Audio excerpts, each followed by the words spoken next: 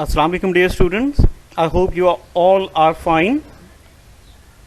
Today we are going to revise chapter number 2. It is the landforms. So before this chapter, you know that we were discussing and revising chapter number 1, which is basic skills.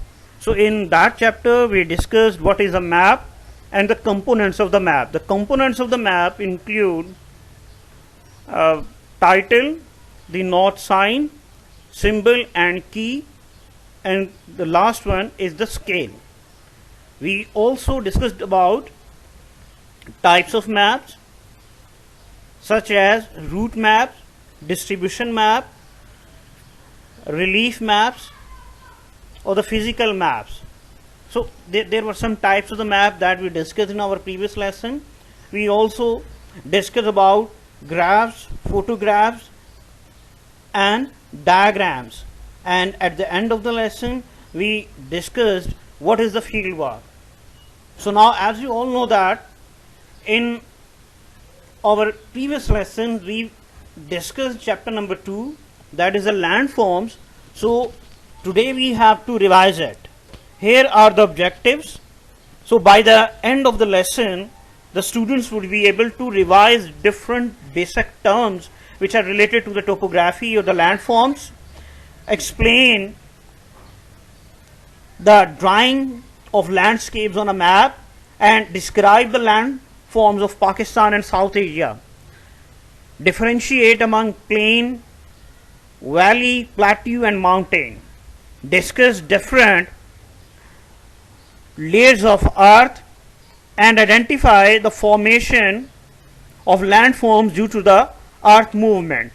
So these are objectives that we have to attain at the end of the lesson. So it's the revision of chapter number 2. Okay, Bismillahirrahmanirrahim. Topography. As we have discussed in our previous lesson, that topography means the landforms, relief or the landscapes. So as I have told you in our previous lesson that these 4 words, topography, relief, landforms and the landscapes, have almost the same meanings. Topography means the shape of the earth. So when we describe the shape of the earth, then we are describing its topography. So topography may be uneven, rugged, high above the sea level or below the sea level. So the topography includes mountains, hills, valleys, lakes, deserts, plains, glaciers, oceans and rivers. The word topography has been derived from Greek language. Topos means place and graphene means to write. So topography means to write about or to draw different places.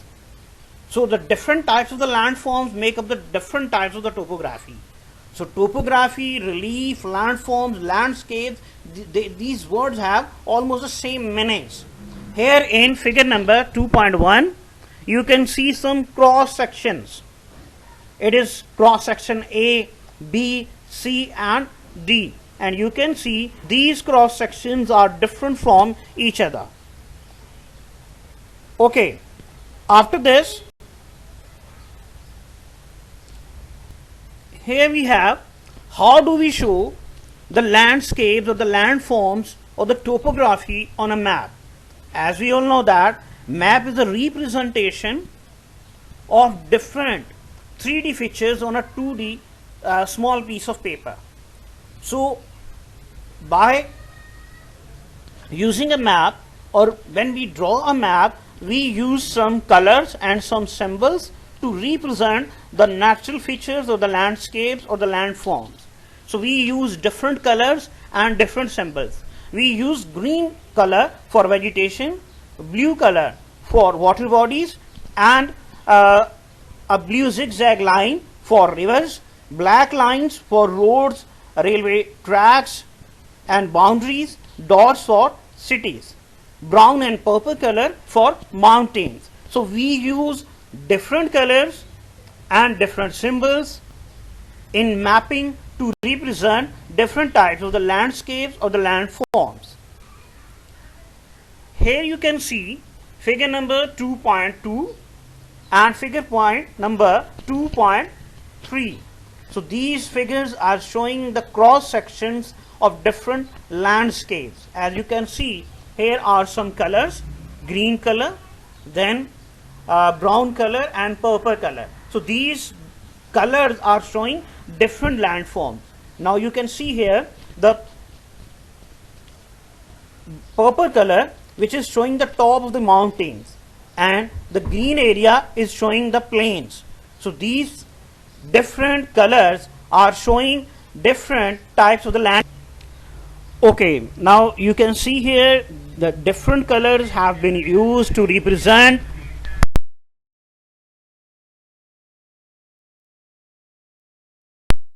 Okay, here are some other figures, figure number 2.4 and figure number 2.5. Figure number 2.4 is showing the different types of the landforms with different colors, and this figure is also showing the elevation with respect to the sea level in meters.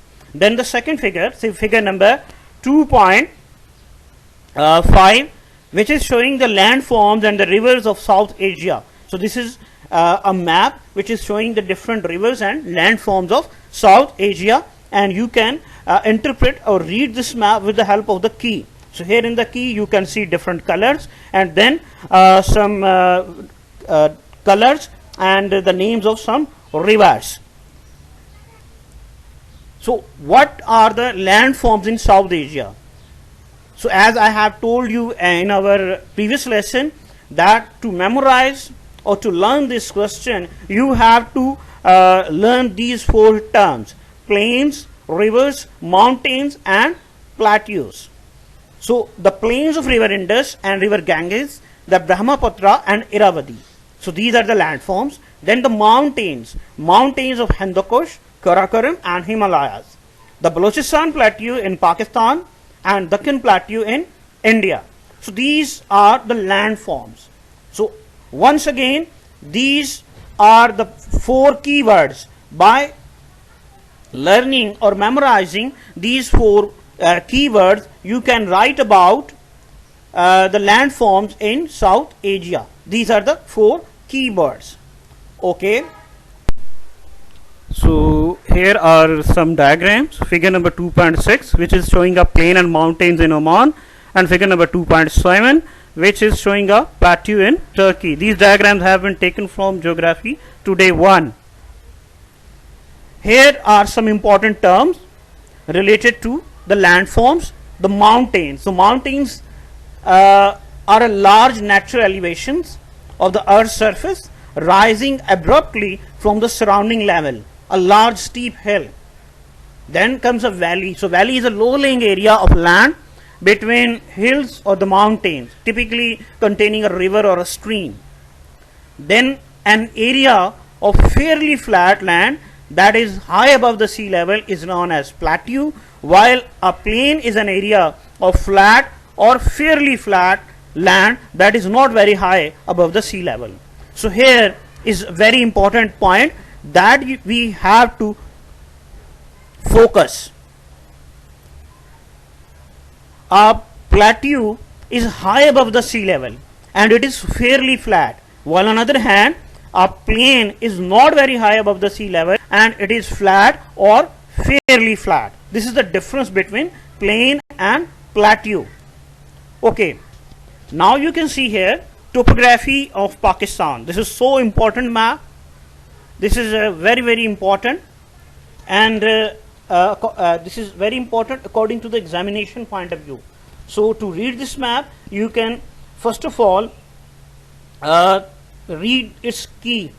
So here in the north of Pakistan, you can see the northern mountains, Karakoram and Himalayas. Then comes the northwestern mountain range, Hindu Kush, and then Potwar Plateau. So here are two plateaus in Pakistan, Potwar Plateau and Balochistan Plateau. Then comes the western mountain ranges like Sufadko, Salt Range, Toba Kakar Range and Central Rohi Range.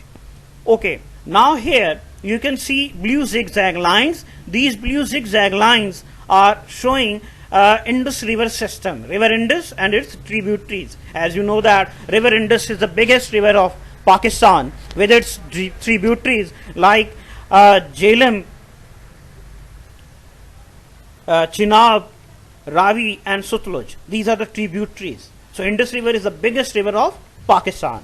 Okay, now here you can see some plains, Punjab plains and Sindh plains. Punjab plains and Sindh plains are collectively known as Indus plains. Punjab plains are also known as upper plains and Sindh plains are known as the lower plains. So the lower Indus plain. Then in the south of Pakistan, here is Makran coast of the Arabian Sea. So different colors have been used to represent the different types of the landforms which exist in Pakistan. So this is the map of our beloved country which is showing the topography of Pakistan.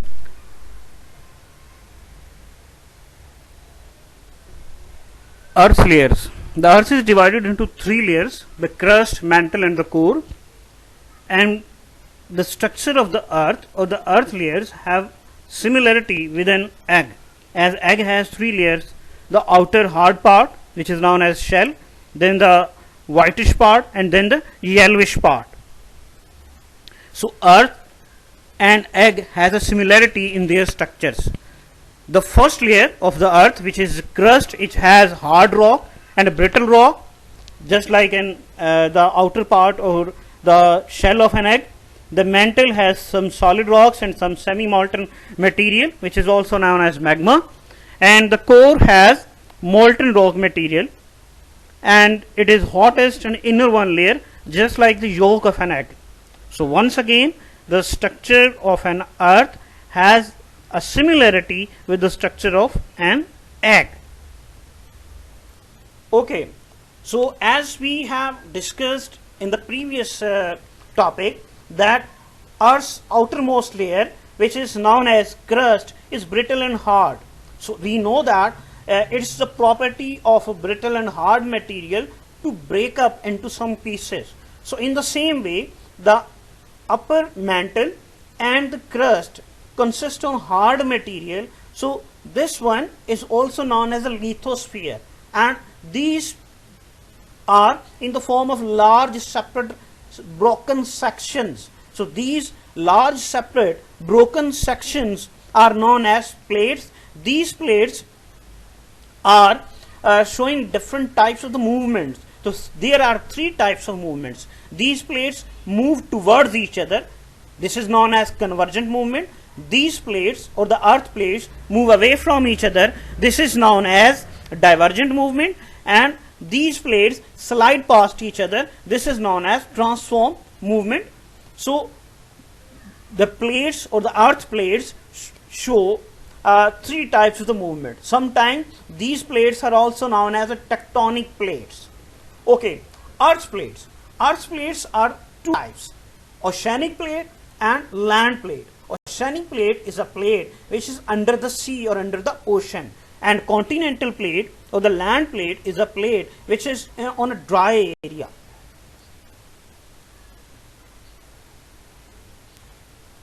Here you can see the three different types of the movements: divergent, convergent and transform. And here is a cross section of the earth which is showing its three different layers. Here again you can see it's the world map, and you can see here the plates or the earth plates are moving in different directions, and their movement of direction has been shown with arrows. So in this diagram, arrows are moving towards each other, means plates are moving towards each other, and where arrows are away from each other, their faces are away from each other, it means the plates are moving away from each other. So this is the map, and it is the figure number 2.9, which is showing the plates of the earth crust which are moving towards from each other, away from each other, or sliding past each other.